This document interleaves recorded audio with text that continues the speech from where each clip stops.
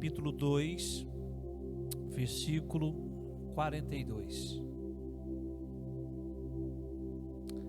Atos 2, 42.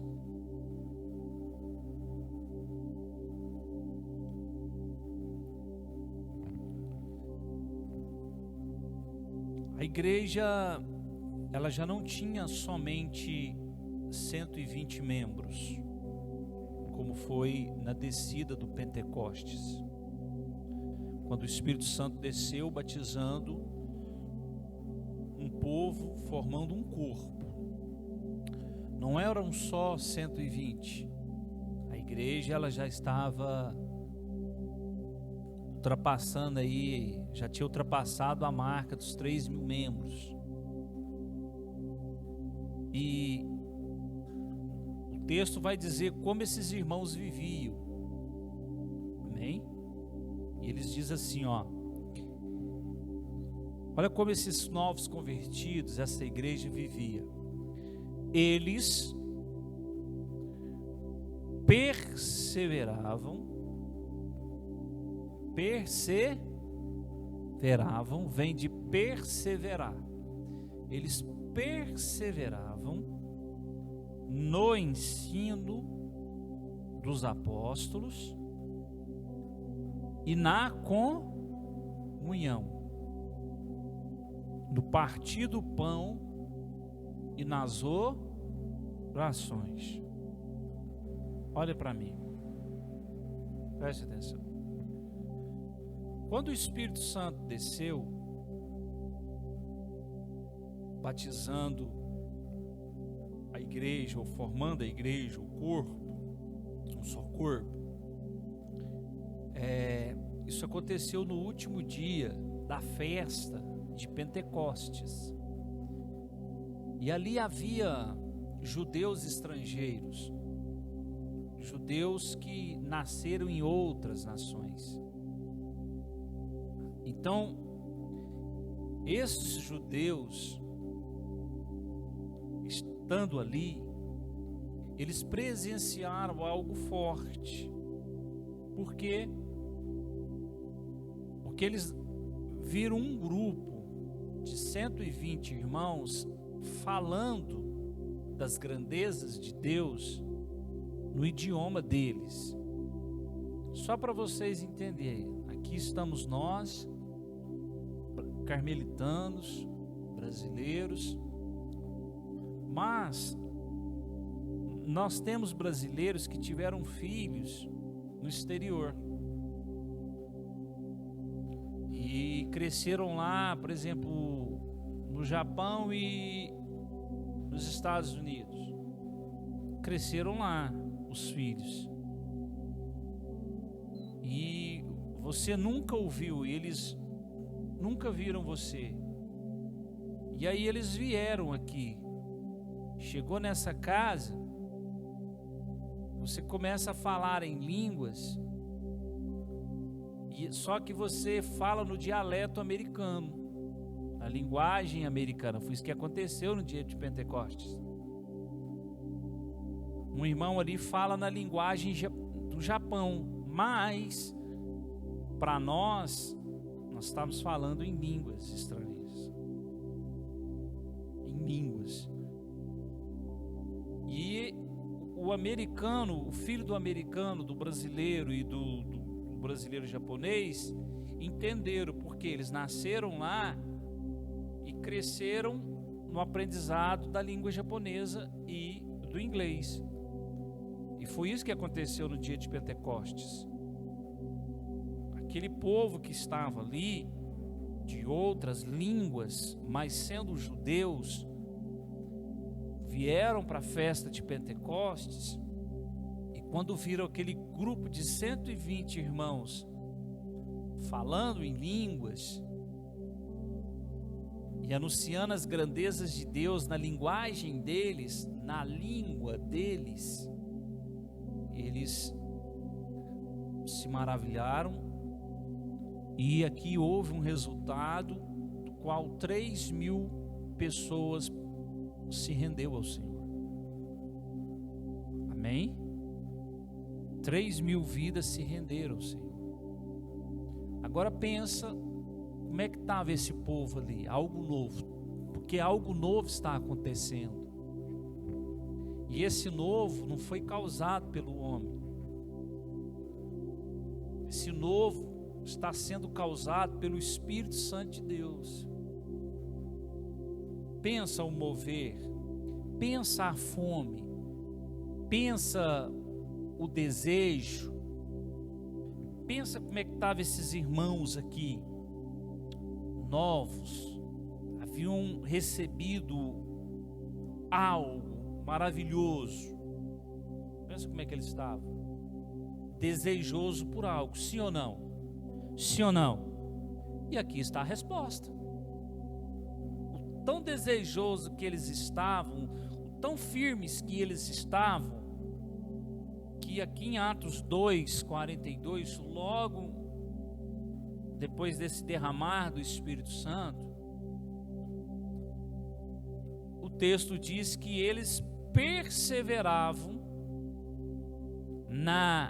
no ensino dos apóstolos, e uma tradução diz na doutrina dos apóstolos.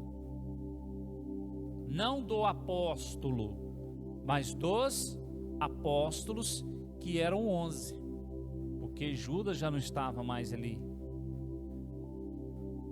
Eles perseveravam na doutrina deles, os ensinos deles, e também na comunhão,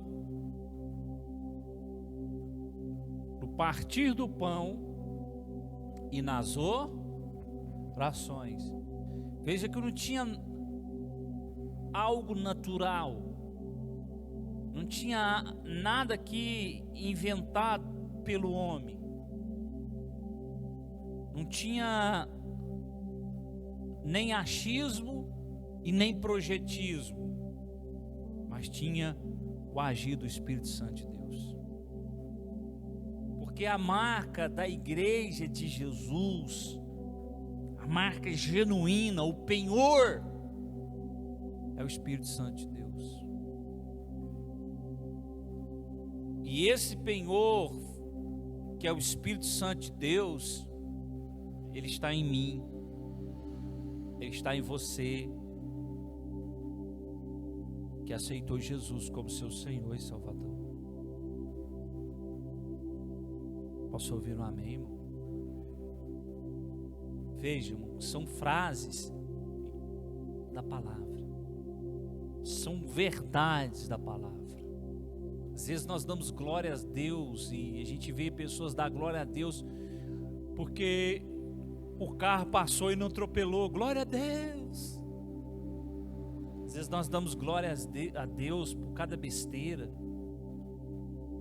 Nós devemos dar glória a Deus porque Ele derramou em nós o seu Espírito. Amém, irmãos?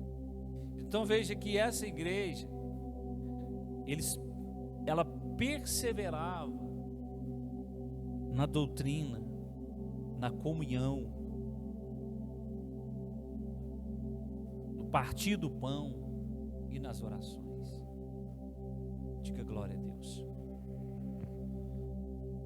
Esse foi o início da igreja.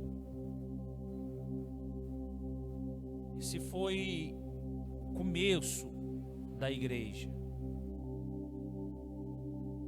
E então, recentemente, a Alessandra, ela sentou comigo e ela deu uma explicação sobre o batismo com o Espírito Santo. Ela precisa ensinar isso para nós. Você precisa ter uma mente no Espírito para receber isso. Sobre o batismo no Espírito e o dom de línguas. Então, a pessoa ela tem que ser madura para compreender e entender isso. as verdades do Pai. Porque muitas vezes, irmãos, nós fomos edificados em tijolos de adobo. Quem lembra dos tijolos de adobo feito de barro, com ensinamentos distorcidos das Escrituras?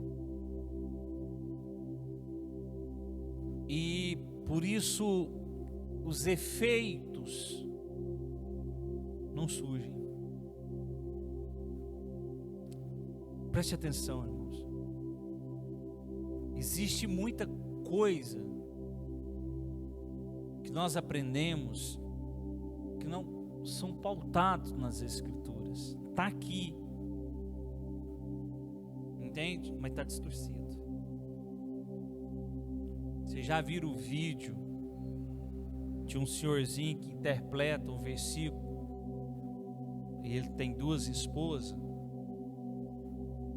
E o repórter falou: não, mas o senhor leu errado. Aqui está escrito sobre o terará, mais ou menos assim. Mas ele estava entendendo outra coisa. Não, o senhor está errado. Então, irmãos, a gente vê algumas frases e eu me choco com essas frases. Eu não consigo engolir, aceitar. Eu tenho uma dificuldade muito grande para aceitar essas coisas. Por exemplo, irmão, alguém falar para mim que o coronavírus é um missionário de Cristo. Irmão, eu tenho dificuldade com essas coisas. Não, o coronavírus é um evangelista do Senhor. Já ouvi isso. Eu tenho dificuldade, irmão, de aceitar isso. E aí eu vou para as Escrituras e eu não vejo doença recebendo ministério de evangelista. Eu não consigo enxergar essas coisas aqui, igual eu vi um agora falando que o Estado Islâmico está fazendo a missão da igreja nos países árabes. Ora, irmão, o Estado Islâmico fazer missão. Então eu tenho dificuldade quando eu ouço essas coisas, muito grande de aceitar isso, muito grande, até porque eu não aceito. Eu olho e falo: gente, isso é ser leviano demais com a palavra. E aí a gente vê, irmãos, quantas pessoas hoje elas estão sufocadas, até aqui no nosso meio, não porque a gente tem sufocado, mas porque elas próprias têm se sufocado, porque fica fazendo da vida espiritual dela um Frankenstein, um monstro.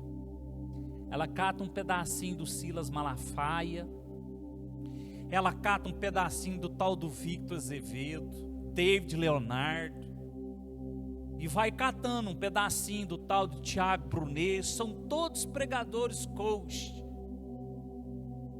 não tem nada de ensinamento escritural, espiritual, são coach, são estratégias do homem amoldados na palavra para ensinar algo que não tem fundamento. E mais impressionante, são cristãos que não conhecem o caminho, não sabem onde está. Esse é o seu problema. Esse é o problema da igreja, é não saber aonde está aqui o caminho, o que está escrito, para refutar, para se posicionar e falar: opa, para, isso aqui não entra em mim não. Sabe por quê? Porque existe um politicamente correto que nós temos que seguir. Não, meu irmão, eu até compartilhei no meu Face,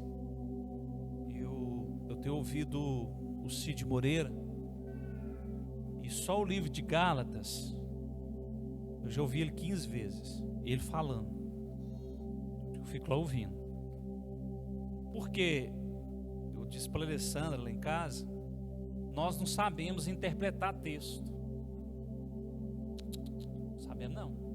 É interpretar texto, não é, Alessandra? É ler. A gente lê passando de cima de ponto, de vírgula, de exclamação, interrogação. É assim ou não é? É. Aonde você faz pergunta, às vezes você está fazendo uma afirmativa. Aí você ouve o Cid Moreira, ele sabe interpretar. E tem hora que ele fala os negócios, irmão, dá até medo. Porque ele interpreta. Então eu estou ouvindo Gálatas e Paulo combatendo aqueles irmãos que vieram mexer com eles, trazendo outro evangelho. E ele pega e fala, então, quero eu agora agradar homens? Não, longe de mim. Eu estou aqui para agradar a Cristo. Eu vou tornar nulo o sacrifício de Cristo? Eu não. Então você vê como ele põe as frases. E aí tem um determinado momento que ele está combatendo os judeus da circuncisão. E ele fala assim, ó, eu quero que esses homens se castrem depressa, o mais depressa possível, que eles se castrem, quer dizer, que eles cortem tudo fora. Então, irmãos, às vezes o seu problema é que você fica perdendo tempo com esses caras e não vai para a palavra.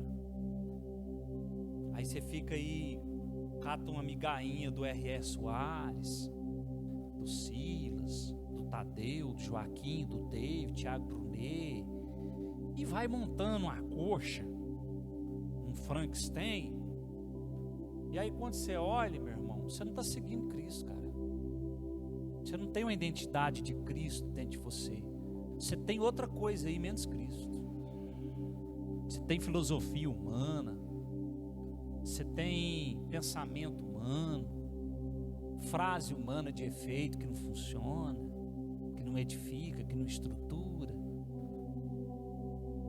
Estamos compreendendo? Sim ou não, irmão? Sim ou não? Porque entenda uma verdade. Há momentos que você vai ficar sozinho, cara.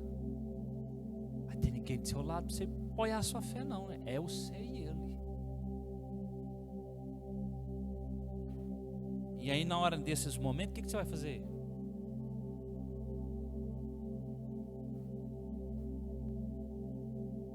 O que você vai fazer? Você vai se apoiar em quem? E o nosso próprio apóstolo falou isso. Nos seus últimos dias, escrevendo a Timóteo.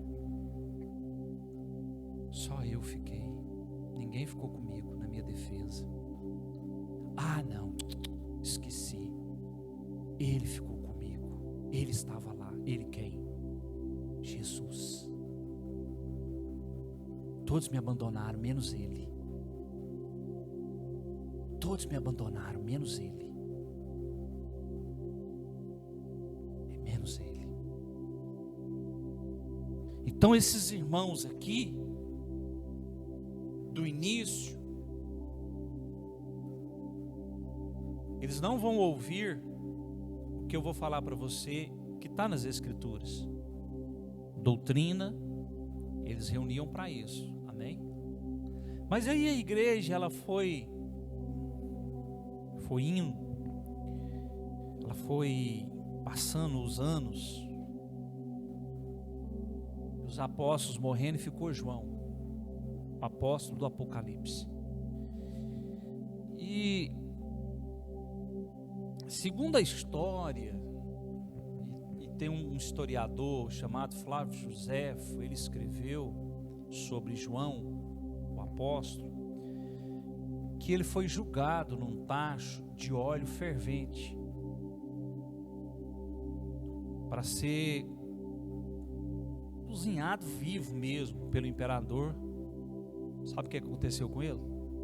Nada.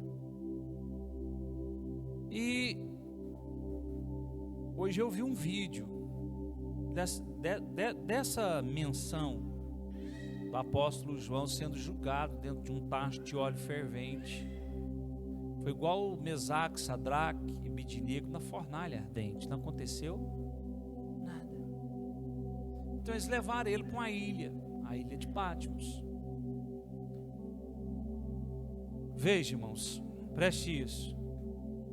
Preste atenção. João foi o último. Os outros já tudo tinha partido. Pensa, cara.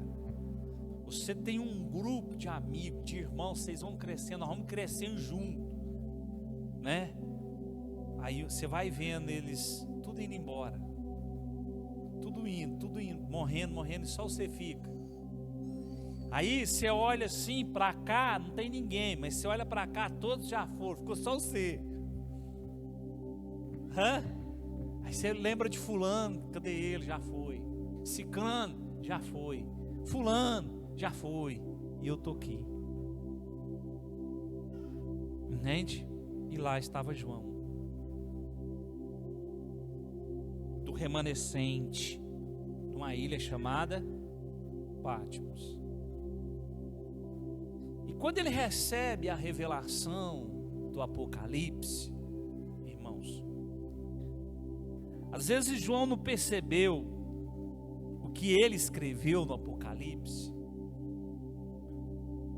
mas o Apocalipse, ele tem uma linguagem numérica do 7 muito interessante, porque 7 na numerologia, porque Deus gosta de números, o 7 fala de perfeição, de descanso, fala de graça.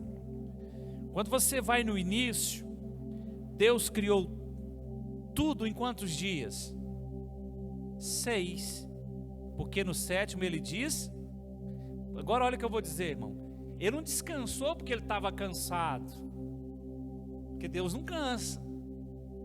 Ele não descansou porque ele estava cansado, vou descansar porque eu estou cansado. Não, a Bíblia diz que ele trabalha até agora. E aí então Deus vem e faz o primeiro, segundo, terceiro, quarto, quinto, sexto. No 6º dia, Deus cria o homem.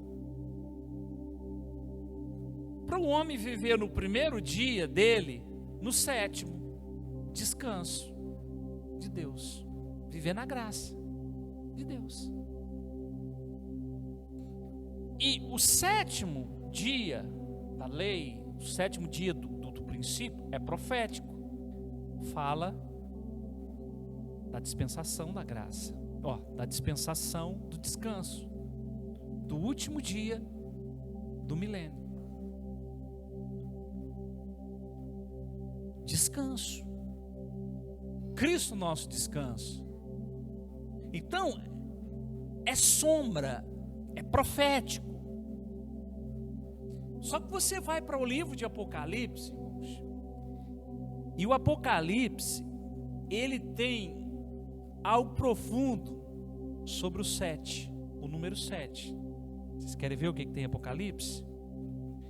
Vamos para o livro de Apocalipse, capítulo 1. 7 igrejas. Livro de Apocalipse.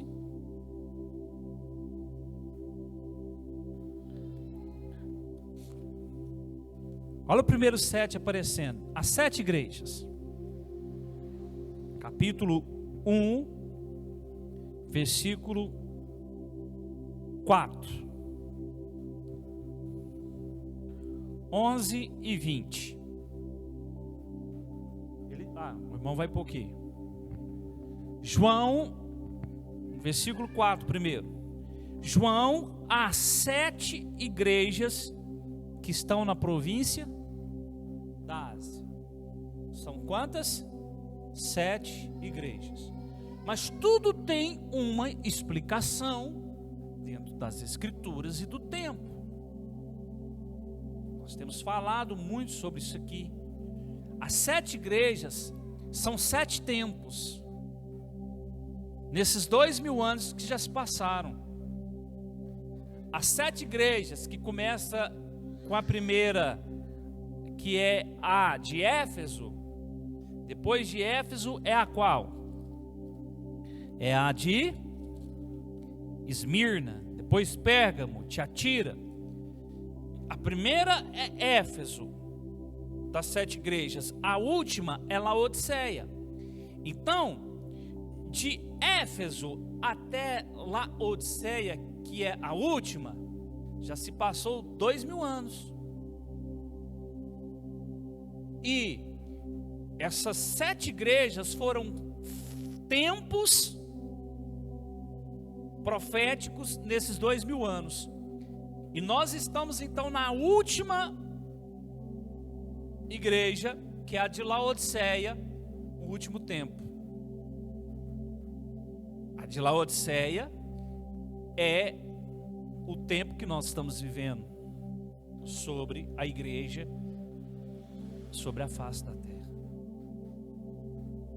A carta de Laodiceia é onde Cristo chama o pastor de quê? O que ele fala dele? Pobre, miserável, segue nu.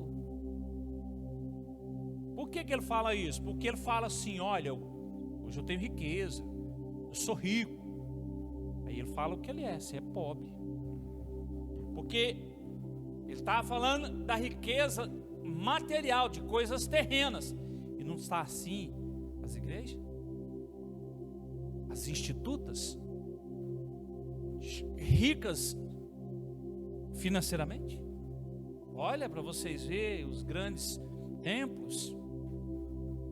Agora deu uma quietada, mas é uma briga constante. Qual templo vai ser maior? Hã?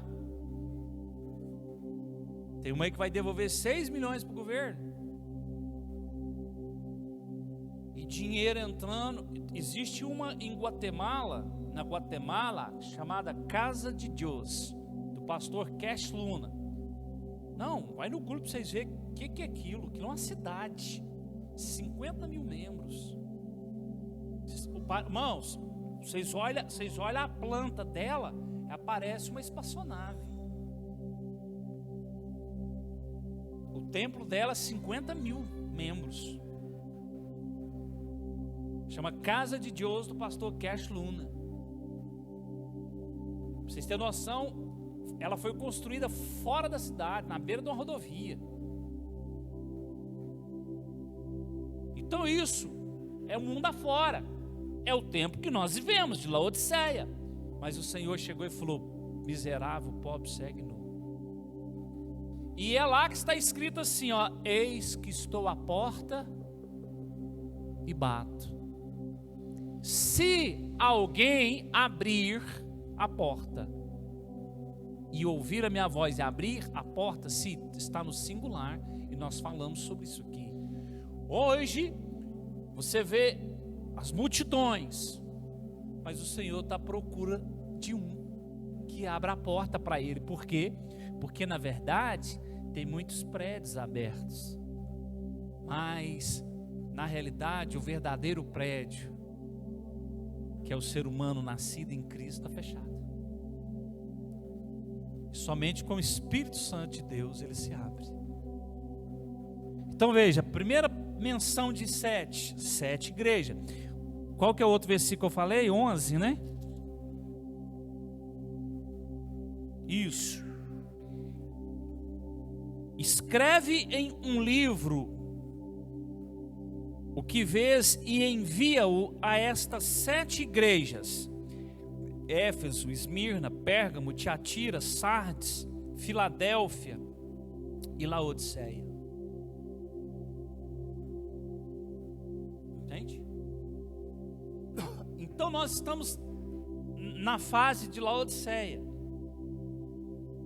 mas foi o 7. Nós precisamos nos edificar na doutrina, não em besteira, irmão, não em frases de efeito. Não, irmão, não em gnosticismo.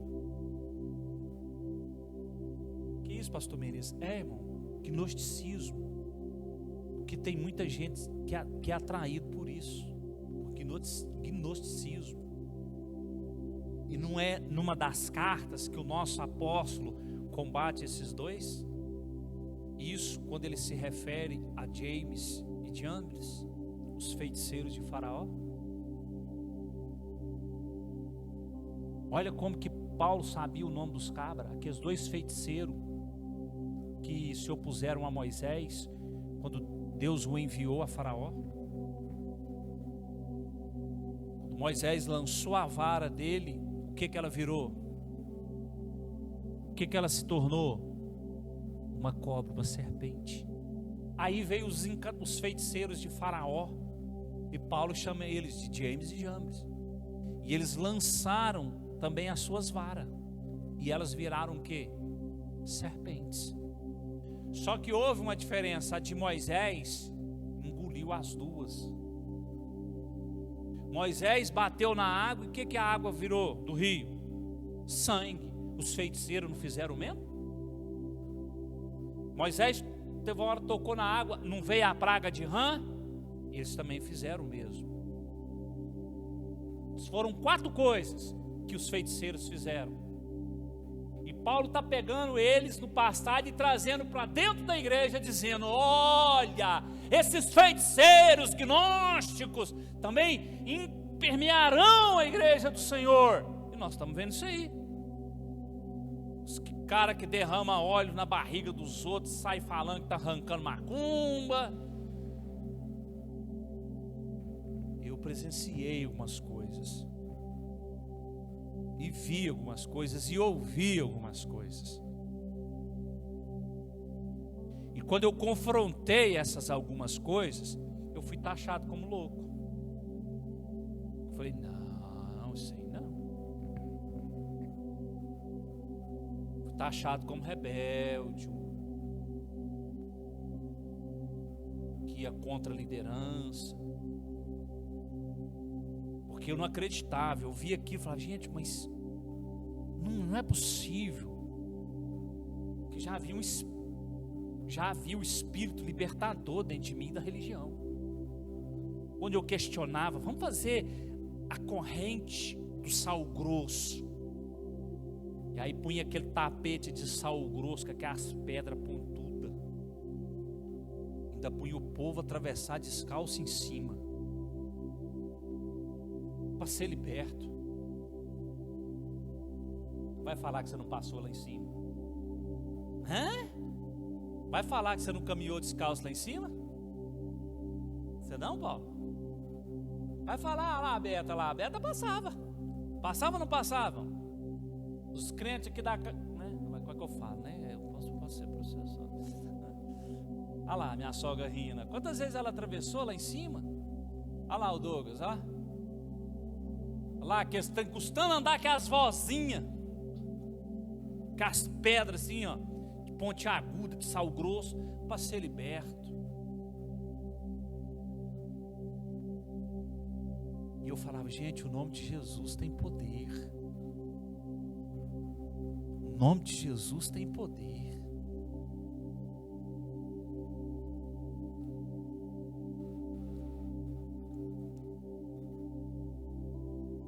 Deixa eu ver o outro versículo aqui. 20. Sobre as 7 igrejas.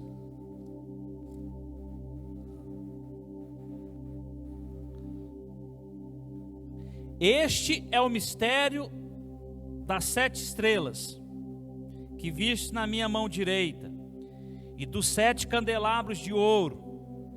As estrelas são os anjos das 7 igrejas, e os 7 candelabros são as 7 igrejas. Olha o 7 de novo, nesse versículo. Quantas vezes ele aparece? Ó, este é o mistério das 7 estrelas. Agora ele vai falar, tem 7 estrelas, 7 candelabros de ouro. Tem. E novamente ele recebe, fala 7 igrejas. Aí ele fala, ó, as 7 estrelas que viste na minha mão direita, e dos 7 candelabros de ouro, as estrelas são os anjos das 7 igrejas. E aí e os 7 candelabros são as 7 igrejas. Olha isso. Então aqui já foi 7 igrejas, 7 candelabros e 7 igrejas. Sim ou não? 7 espíritos. Apocalipse 1:4. Vamos ver aqui. Apocalipse 1:4 diz: João, esse é 1:4? 1:4. João às 7 igrejas que estão na província da Ásia. Graça e paz a vós outros da parte daquele que é, que era e que há de vir, e da parte do sétuplo, ou dos 7 espíritos que assiste diante do seu trono. 7 espíritos. Agora ele fala dos 7 espíritos. Vamos de novo. Apocalipse 3:1. Onde é que os 7 espíritos vai ser falado de novo? Apocalipse 3:1. Ao anjo da igreja em Sardes escreve: assim declara aquele que tem os 7 espíritos de Deus e as 7 estrelas. Conheço as tuas obras, que tens fama de estar vivo, mas de fato estás morto. Se você for para Isaías fala dos 7 espíritos: conselheiro, maravilhoso, Deus forte, príncipe da paz. Ele fala dos 7 espíritos. Quais são eles? Outro versículo, 4:5, Apocalipse.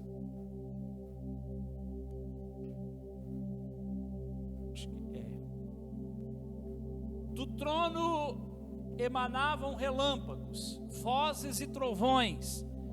Perante ele estavam acesas 7 lâmpadas de fogo, que são os 7 espíritos de Deus. Olha, agora ele acrescenta mais 7 lâmpadas, que são os 7 espíritos de Deus. Vou continuar. Capítulo 5, versículo 6. Nisso aconteceu que reparei no meio do trono e dos 4 seres viventes e entre os anciãos em pé um cordeiro que parecia estar morto e tinha 7 chifres. Olha o que ele vai ganhar agora: 7 chifres. Ele tinha 7 chifres, 7 olhos, que são os 7 espíritos de Deus enviados a toda terra. Veja, nisso aconteceu que reparei no meio do trono e dos 4 seres viventes e entre os anciãos em pé. Veja, quem que ele está vendo? Ele está vendo quem que é o cordeiro? Quem que é o cordeiro, irmãos? Jesus, que parecia estar morto. Por quê? Jesus foi ferido, sim ou não? Parecia estar morto e tinha 7 chifres, 7 olhos, que são os 7 espíritos de Deus enviados a toda a terra. Veja, ele está usando uma linguagem de figura. Os 7 espíritos, ele vê 7 chifres e 7 olhos, que são os 7 espíritos de Deus enviados por toda a terra. 7 candelabros de ouro. Apocalipse 1:12. Voltei-me para observar quem falava comigo, e voltando-me vi 7 candelabros de ouro. Versículo 13. E entre os candelabros alguém semelhante a um ser humano, vestindo uma longa túnica que chegava aos seus pés, e um cinturão de ouro ao redor do peito. O 20. Este é o mistério das 7 estrelas. Veja que lá dentro ele está explicando tudo. Esse é o mistério das 7 estrelas que vistes na minha mão direita, e dos 7 candelabros de ouro. As estrelas são os anjos das 7 igrejas, e os 7 candelabros são as 7 igrejas.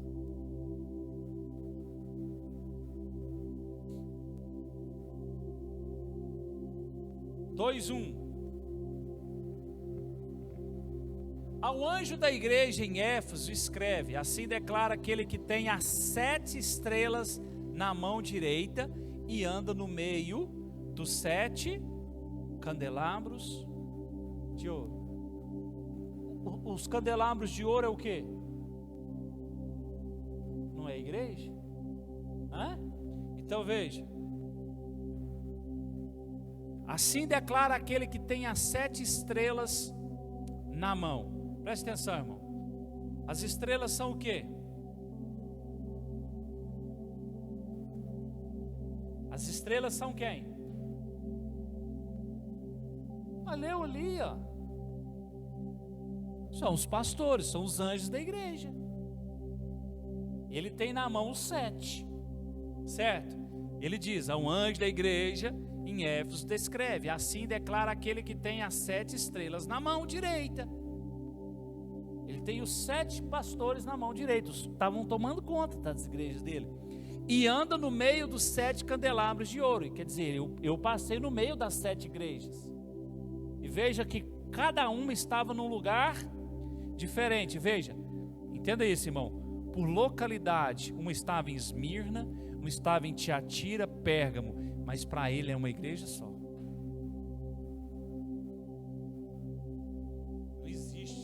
Separação, é uma só. Ela está em localidades mas é uma só. E ele estava passeando no meio delas, porque a noiva é dele. A noiva é dele, irmão, e ele cuida dela. E quem é a noiva dele? Quem é essa noiva? Eu não sei, eu não vou responder para você. A Alessandra fez isso comigo hoje. Eu não vou responder por você, eu vou responder por mim. Eu sou a noiva dele. Eu tenho as vestes brancas, a noiva, as vestes da noiva.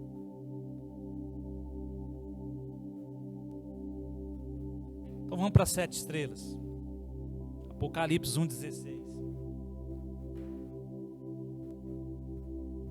Tinha em sua mão direita 7 estrelas, e de sua boca saía uma espada com 2 gumes afiados.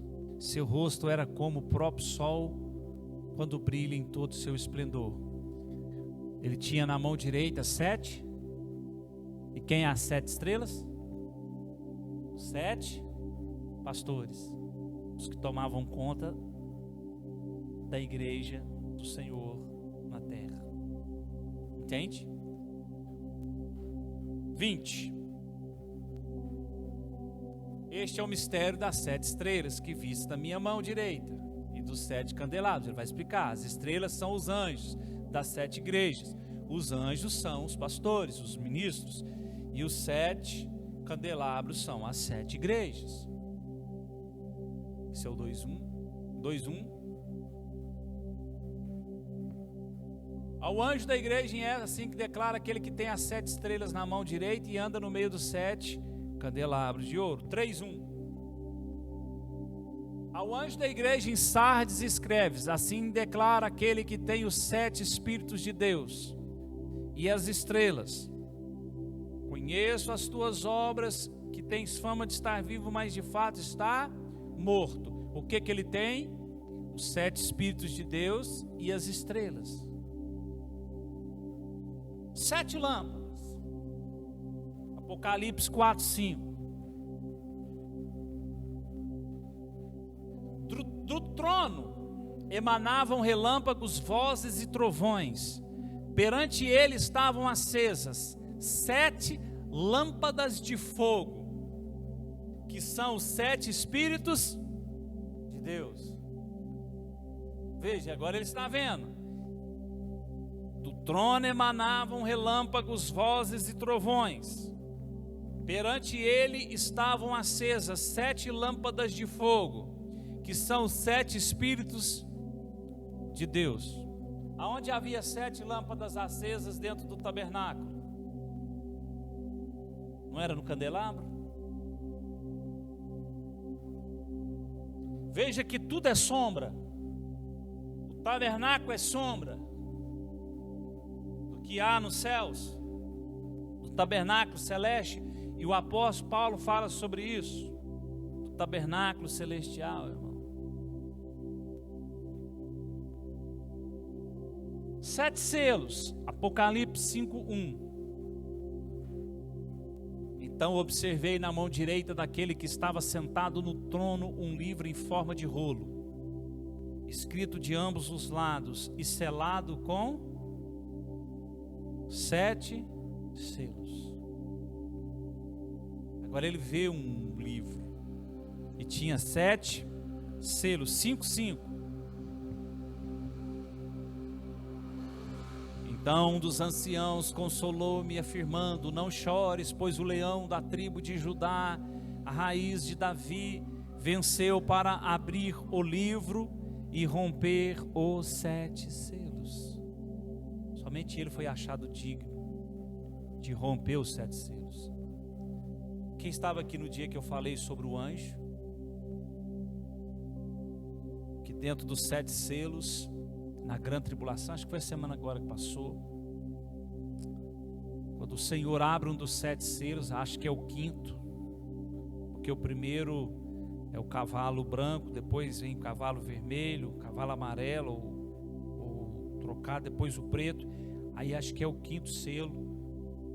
Aí ele vê os anjos gritando: ai, ai. Mas é um ai de grande dor, porque a aflição na grande tribulação ela vai ser grande. Ai.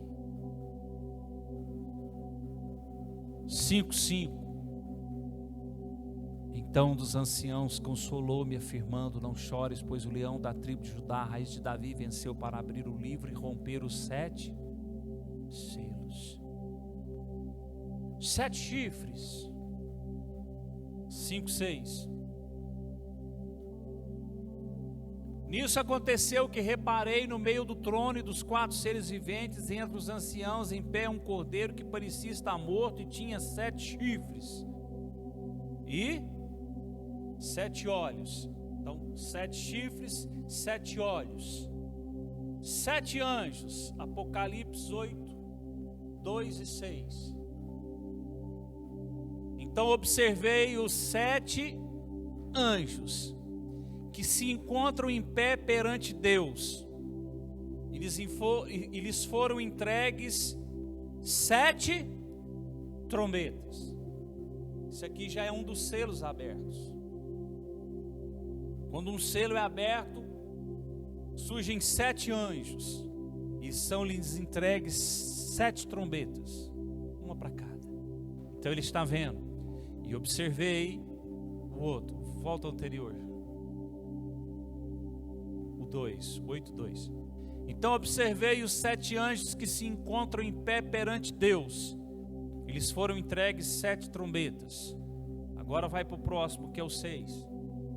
E aconteceu que os 7 anjos que estavam com as 7 trombetas prepararam-se para tocá-las. Sabe onde vai acontecer isso aqui? Na grande tribulação. Continuar no 7. 7 trombetas. Apocalipse 8, versículo 2. Então observei 7 anjos que se encontram em pé perante Deus, e lhe foram entregues 7 trombetas. O 6 é a mesma coisa. Tem a trombeta. Vamos ver, 8, 6. E aconteceu que os 7 anjos que estavam com as 7 trombetas prepararam-se para tocá-las. Agora 7 trovões. Apocalipse 10, versículo 3. E bradou com grande voz, como forte rugido de leão. Assim que ele ergueu seu clamor, os 7 trovões soaram suas poderosas vozes. Veja, os 7 trovões soaram suas poderosas vozes. Versículo 4. E quando os trovões terminaram de fazer ecoar suas palavras, eu já ia escrever, quando ouvi uma voz do céu que ordenava: guarda o que os 7 trovões disseram e não escreva. Isso aqui é um mistério, olha para mim. Eu acho que no meio de nós nunca foi ensinado escatologia. Se foi ensinado, não da nossa parte, o que foi ensinado foi besteira de homem. Foi uns trens sem pé, sem cabeça. Mas dentro da teologia apocalíptica, no final dos tempos, isso aqui é um grande mistério. O silêncio. Os 7 trovões liberam palavras. João, que está escrevendo o livro, vai escrever. Então ele ouve, não escreve nada disso não. Mantenha silêncio. O que João ouviu? O que João escutou eles dizer? E o que João ouviu e viu é para o tempo da grande tribulação. Quando a grande tribulação estiver sobre a face da terra, a igreja já não vai estar mais aqui. 3 anos e meio vai ser paz, prosperidade, mas depois de 3 anos e meio, para se fechar os 7 anos, os juízos em ação. Então nesses 3 anos e meio de juízo, esses 7 trovões, eles vão liberar palavras. E João então viu e foi escrever. E aí o Senhor falou: não, você não vai escrever. Fique em silêncio. Pense, irmão. Analisa. Quem nos salva desse mundão aí é Cristo. Por isso ele morreu na cruz do Calvário. O Pai não te pediu permissão para te amar, Ele te amou. Porque Ele é amor. E essa demonstração foi a oferta que é o seu Filho por nós. O sacrifício perfeito. Não inventa outro sacrifício, não. O tetelestai dele foi perfeito. Ele pagou a nossa dívida. Já não há nenhuma condenação por os que estão em Cristo Jesus. Irmão, cristão nascido de novo, ele não perde a salvação. Vou repetir de novo, irmão. O cristão nascido de novo em Cristo Jesus, ele não perde a salvação. A Alessandra sabe como foi difícil eu entender isso. Não foi? Ela me explicava e eu falava: gente, perde. Não, quem perde salvação é os que nunca teve, são os falsos, são aqueles que têm uma fé falsa. Nós ouvimos isso recentemente. Quando você vê alguém se desviando, é porque a fé dele era fingida. Paulo fala sobre eles, os anticristos. Eles saem de onde? No meio de nós. São os que têm uma fé fingida. Paulo manda a gente tomar cuidado com esses que têm uma fé fingida. Porque o verdadeiro cristão, nascido de novo, ele não perde a salvação. Por isso, irmãos, 5 sobe, 5 fica. A parábola das 10 virgens. Por isso, é comum você ver pessoas se afastando. É porque a fé delas são fingidas. Não nasceram verdadeiramente da água e do Espírito. Não nasceram. financeira. Então pensa, os anjos, deu tempo aí, já? Passou? Lê só mais esse aqui. 7 trovões, 3 e 4. E eu vou ler os 7.000. Apocalipse 11, 13. Não, os 7.000. Apocalipse 11, versículo 13. Vou parar aqui. Concederei poder às minhas 2 testemunhas, a fim de que profetizem durante 1260 dias em trajes escuros de pano. Concederei poder às minhas 2 testemunhas. Esse é o que? 11:3? Não, é 13. 11:13. Naquele momento houve um grande terremoto e desabou a 10ª parte da cidade. 7.000 pessoas morreram nesse terremoto. E os sobreviventes ficaram aterrorizados e expressaram glória ao Deus do céu. Veja o 7. E tem muita coisa. 7 cabeças, 7 coroas, 7 pragas, 7 taças, 7 montanhas e 7 reis. Tudo em Apocalipse. O livro dos 7. O livro dos selados. E tudo isso, irmão, tem um ensino. Porque é o livro do fim. A igreja, ela se reunia para ouvir os ensinos dos apóstolos, para a comunhão, para o partir do pão e para as vamos ficar de pé.